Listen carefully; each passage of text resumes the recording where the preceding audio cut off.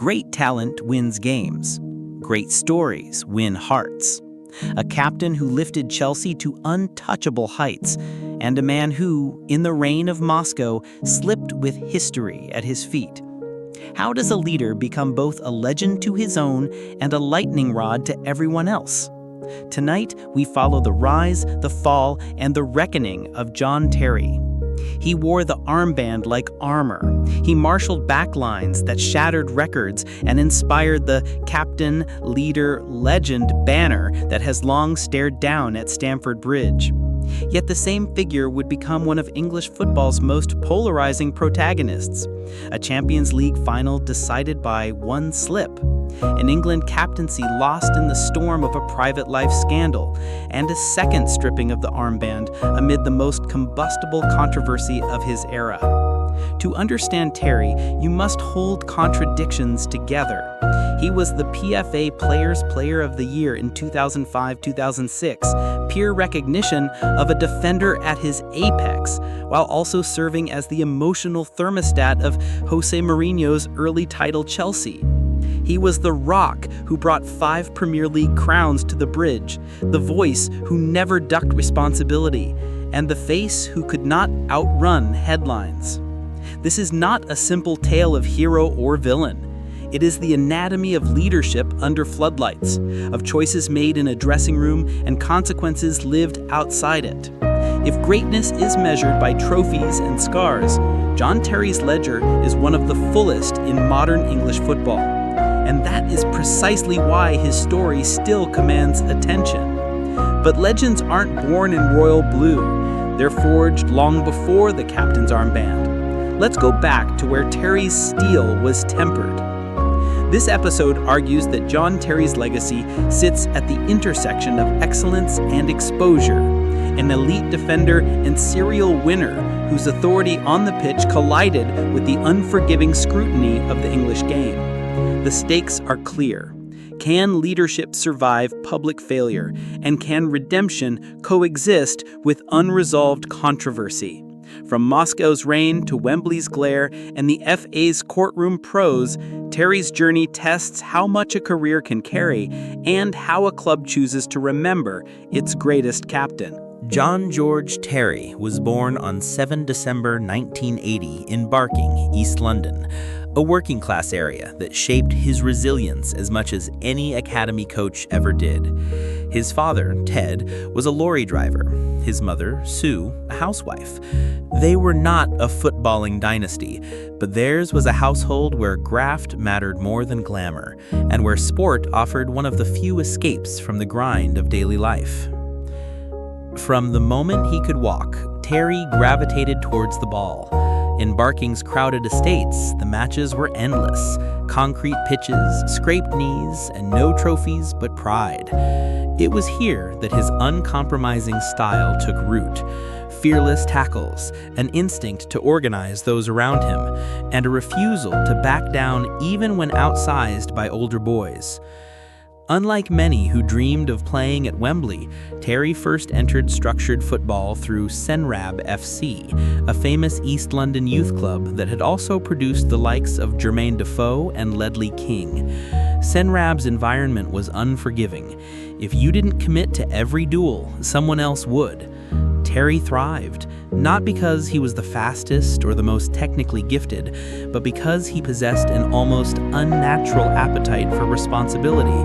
Even at the age of 9, he was the boy yelling instructions, marshalling his backline. Initially a midfielder at West Ham United's youth system, Terry's game shifted dramatically when coaches identified his positional awareness and aerial strength as perfect for central defense. The transformation was symbolic, from a boy chasing the ball to the young man who controlled where it went. When Chelsea poached him at 14, it was a move across London that would forever alter the club's destiny. Barking taught him grit. Senrab honed his competitiveness. West Ham gave him the foundation, and Chelsea offered the stage. John Terry's story was already defying the odds long before a Premier League crowd ever chanted his name. But talent spotted on youth pitches must still survive the furnace of professional football. The question remained, could this East London kid carry the weight of Chelsea blue on his shoulders? When John Terry joined Chelsea's youth ranks in 1995, the club was still searching for an identity. The Premier League was in its infancy, foreign stars were beginning to arrive, and Chelsea hovered between tradition and transition. For a 14-year-old East Londoner, the move across the capital was daunting, but Terry's single-mindedness turned apprehension into opportunity. By 1998, at just 17, he made his first team debut in a League Cup tie against Aston Villa. It was a fleeting cameo, but enough to hint at the qualities that would define him: timing in the tackle, command in the air, and a vocal presence disproportionate to his age. Manager Gianluca Vialli, who had played alongside some of Italy's most rugged defenders, was impressed by Terry's maturity. Teammates noticed too. Dennis Wise later remarked that Terry looked like a leader even when he was still cleaning boots. In 2000, Chelsea loaned Terry to Nottingham Forest. For some, it might have been a step backward. For Terry, it was the crucible. Forest were struggling, fighting to stay afloat in the first division, and the pressure of relegation battles demanded resilience. Terry's spell there toughened him, exposed him to the realities of senior football, and proved to Chelsea that he was not just another academy hopeful. The return to Stamford Bridge coincided with Claudio Ranieri arriving as manager.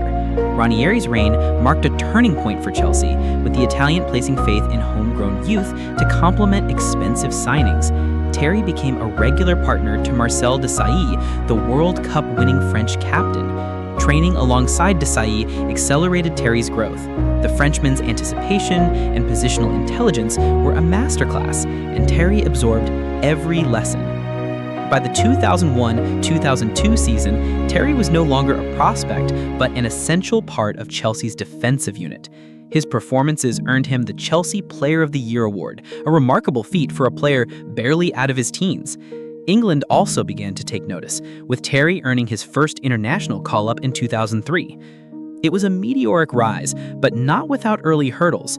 He faced criticism for his off-field nightlife, the temptations of fame in London, and questions about discipline. Yet every challenge seemed to fortify rather than derail him. The kid from Barking was becoming Chelsea's defensive cornerstone, and whispers began. Could he be the natural heir to Desailly as captain? That answer would come soon enough, for in the mid-2000s, under a fiery Portuguese manager, John Terry would not just inherit the armband, he would redefine what it meant to lead Chelsea. The year was 2004. Chelsea, newly purchased by Roman Abramovich, had transformed overnight from a respectable London club into football's most ambitious project. Money flowed, superstars arrived, but amidst the galaxy of foreign imports, it was the local boy from Barking who was chosen to lead. When Jose Mourinho arrived from Porto in the summer, he looked around the dressing room for his general on the pitch. Marcel Desailly, the World Cup-winning veteran, was stepping aside. Mourinho couldn't hesitate. He handed the armband to a 23-year-old John Terry. The decision shocked some. Why entrust leadership of England's richest squad to someone so young? But Mourinho had seen what others overlooked: Terry's unyielding will, his organizational brilliance, and a fearlessness that could bind a team of egos into a single fighting unit. The 2004-2005 season became a coronation. Chelsea stormed the league, conceding a record-low 15 goals all season, a defensive record still unmatched in the Premier League. Terry was the cornerstone, marshalling a backline with Ricardo Carvalho, William Gallas, and goalkeeper Petr Cech. His reading of the game, his willingness to put his body on the line, and his knack for crucial goals made him the complete modern center half. That year, Terry himself chipped in with 8 goals, vital contributions that reminded everyone he was more than just a stopper. Recognition followed swiftly. He was named PFA Players' Player of the Year in 2005, a rare honor for a defender voted by fellow professionals who respected not only his performances, but also his authority. Terry had become the face of Chelsea's new era, ambitious, relentless, unapologetically dominant. Yet the defining moment of his breakthrough was not just silverware or accolades, it was the aura he projected. At Stamford Bridge, a banner unfurled: captain, leader, legend. 3 words that encapsulated how the Chelsea faithful saw him. It wasn't merely that he wore the armband, it was how he made teammates believe in the badge. But Terry's emergence also carried weight beyond Chelsea. For England, he was now considered the natural successor to Tony Adams in the lineage of commanding English center-backs. By 2006, he was captaining the national team in World Cup qualifiers, cementing his reputation as one of the finest defenders in Europe. Still, with every rise comes the question of endurance. Could a man who seemed indestructible continue to carry club and country season after season without breaking? Terry's breakthrough had made him a symbol of resilience and leadership, but the years ahead would test those qualities in ways no trophy could shield. For if 2004-2005 was his coronation, then the years that followed would be his empire. And like every empire, glory would walk hand in hand with the seeds of future tragedy. From 2005 to 2010, John Terry stood at the summit of English football, the embodiment of Chelsea's iron will. These were the years when he was not merely a player, but the symbol of a dynasty under construction. If Mourinho was the architect, Terry was the foundation stone. The numbers themselves tell a staggering story. Chelsea lifted 4 Premier League titles in 5 years, 2005, 2006, 2010, and later 2015, along with multiple FA Cups and League Cups. Their dominance was built not just on expensive signings, but on the unbreakable core of Terry, Frank Lampard, Didier Drogba, and Petr Cech. Together, they became the spine of a side that transformed Chelsea into a global powerhouse. And at the heart of that spine was Terry, reading the game, barking orders, diving headfirst into danger. His defending combined the traditional and the modern. Like the old-school English center-halves, he relished physical duels and aerial battles. But he also possessed a tactical intelligence that allowed Chelsea to set defensive records. His partnership with Carvalho remains one of the most complementary in Premier League history. Carvalho graceful and anticipatory, Terry rugged and commanding. Their balance made Chelsea nearly impenetrable. Terry's peak wasn't just about defense. He had a knack for arriving in the opposition box at decisive moments. Headers from set pieces became a trademark, and his 8 goals in the 2005-2006 season were as critical as any striker's tally. Fans remember not just the tackles and blocks, but the celebrations, veins bulging, arms pumping, a man utterly consumed by the badge on his chest. On the international stage, Terry had by now established himself as England's captain, the heir to Tony Adams's tradition of warrior defenders. He led the Three Lions at the 2006 World Cup in Germany, producing a remarkable goal line clearance against Trinidad and Tobago that encapsulated his fearless style. Though England faltered in penalties against Portugal, Terry's stature grew. He was the leader of a so-called golden generation, expected to bring glory back to Wembley. But Terry's peak was not free of drama. Perhaps the most haunting chapter came on a rain-soaked night in Moscow, May 8, 2008, the Champions League final against Manchester United. After 120 minutes of attritional football, the shootout reached its climax. If Terry scored, Chelsea would be champions of Europe for the first time. He stepped up, rain cascading down, the weight of a club on his shoulders. He struck and slipped. The ball cannoned off the post. Chelsea's dream dissolved in tears. Terry, inconsolable, wept openly, a warrior undone not by an opponent, but by the cruelest twist of fate. That miss became both a scar and a badge. Critics mocked him for it, but among Chelsea fans, it deepened the bond. Here was their captain, broken in front of the world, yet still standing tall.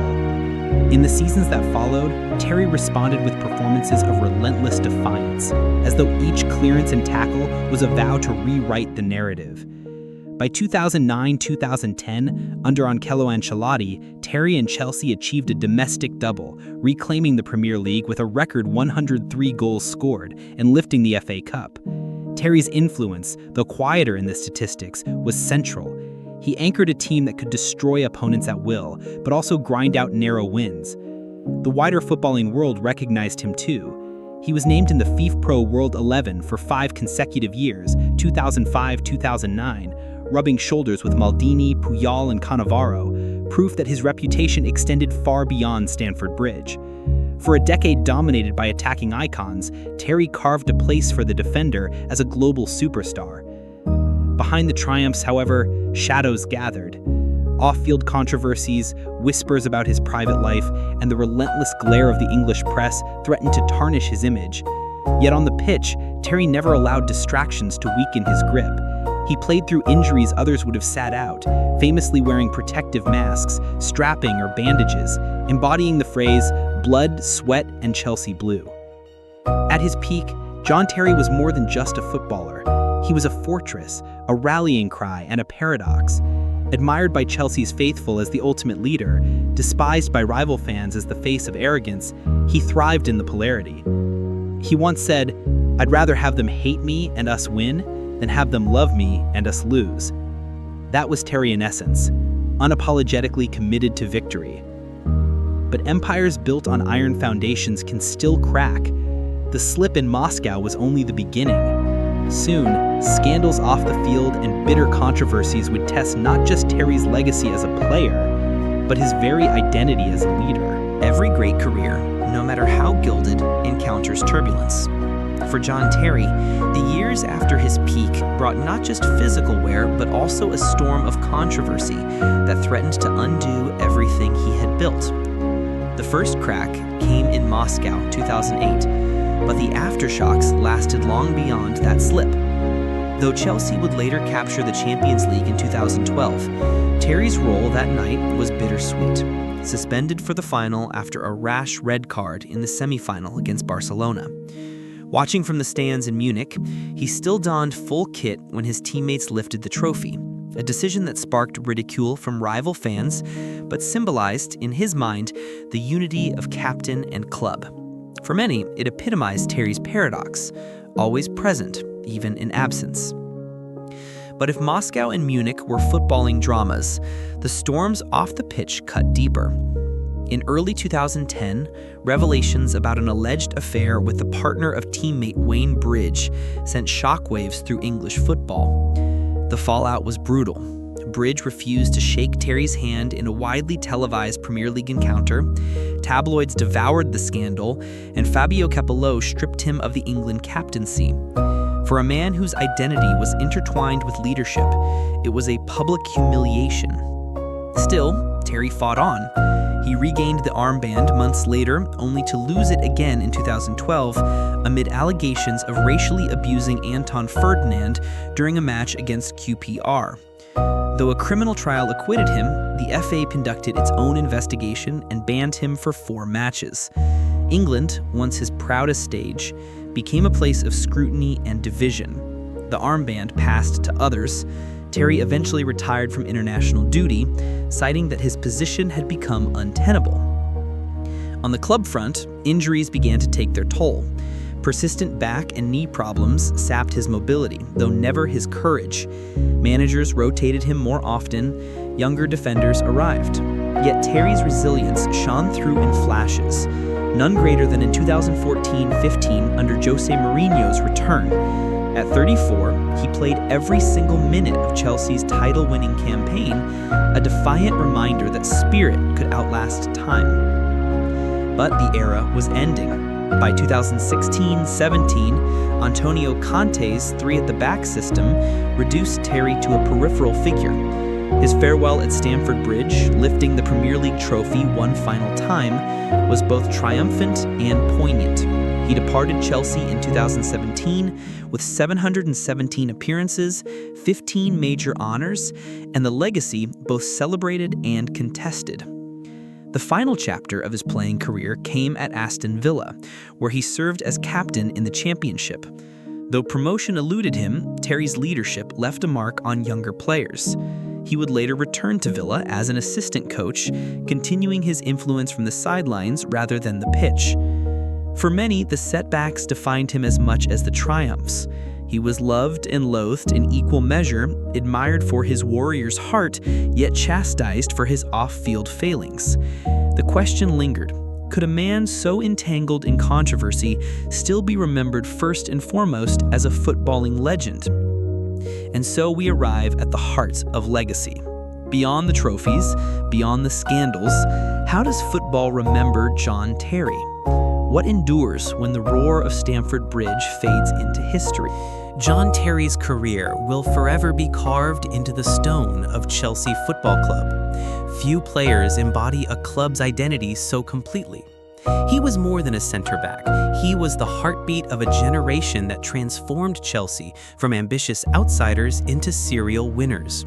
His 717 appearances, 5 Premier League titles, 5 FA Cups, 3 League Cups, a Champions League, and a Europa League mark him as one of the most decorated captains in English football history. The supporters immortalized him in 3 words: captain, leader, legend.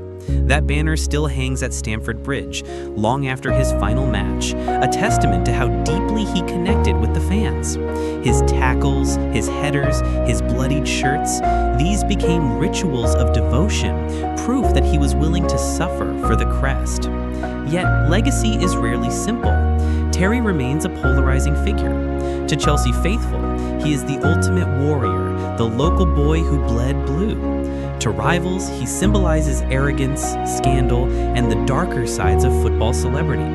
But perhaps that very complexity is what ensures his story endures. Heroes without scars fade quickly. Those who divide opinion are remembered longest. In retirement, Terry has stepped into coaching, shaping the next generation, still driven by the game's call. His hope, as he once said, was simple. When people speak about me, I want them to say I gave everything for my club and my teammates. In that, at least, few could ever argue. And with his legacy drawn, we return to our anchor line, because greatness is not just about medals, but about the stories we tell. Great talent wins games. Great stories win hearts. And John Terry's story of triumphs, tears, scandals, and redemption is one of the most unforgettable in Premier League history. He was the warrior who carried Chelsea to the summit, the captain who embodied loyalty and defiance, and the man who showed us that leadership is as fragile as it is powerful. Thank you for joining us on this journey through the untold story of John Terry. If you enjoyed this deep dive into one of football's most complex figures, make sure to hit that subscribe button, give this video a like, and share your thoughts in the comments below. How do you remember Terry? Legendary captain, flawed hero, or both? And this story is far from the end. Next time, we'll turn to another Stamford Bridge icon, Frank Lampard, the midfielder whose goals rewrote history and whose loyalty stood shoulder to shoulder with Terry's.